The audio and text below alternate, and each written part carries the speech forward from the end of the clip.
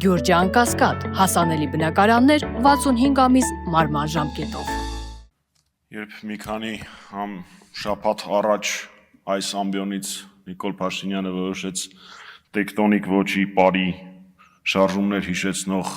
գործողություններով նկարագրել քիվեստյան բանակցությունները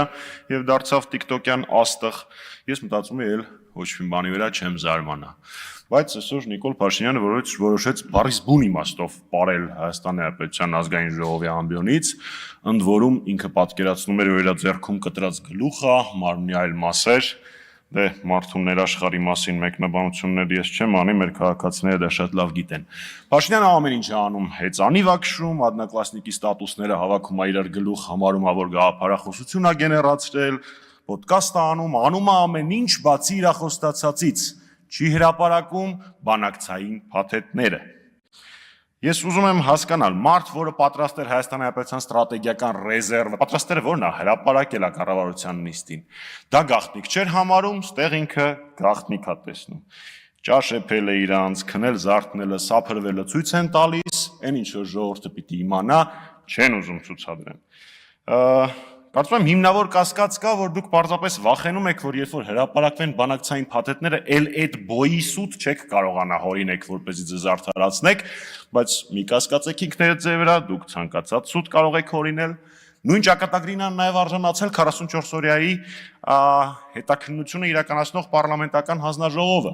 որը ինքնին աբսուրդ էր, որովհետև երբ մեղավորները քննում են հանցագործությունը, դա ինքն իրանով աբսուրդ է, բայց ամեն դեպքում դա օրենքի պահանջ է, հրապարակեք, թե ձեզ մենակ շոուն էր հետաքրքրում, որ կարողանաք հայոց բանակի վրա գցեք 44 օրյայի պարտության մեղքը, նախկինների վրա գցեք, հաջորդը ինչ եք անելու։ Ասել եք Լուսինը առաջին տան մեջ էր կամ այդ ոչի մի ինչ-որ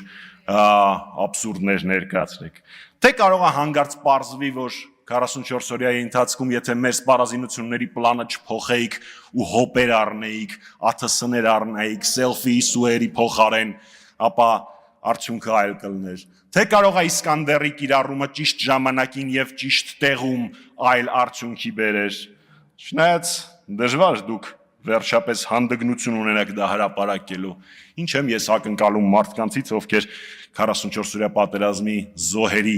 ամբողջական անվանական ցանկը մինչ օրս չեն հրապարակել։ Չնայած բոլորը այստեղ նստածներից մեծ մասը քառորյայի զոհերի թիվը 100-ից ներկայացնում, չնայած մենք անվանական 75 զոհերը ներկայացրել էինք։ Վերջում խորհուրդ բոլորիդ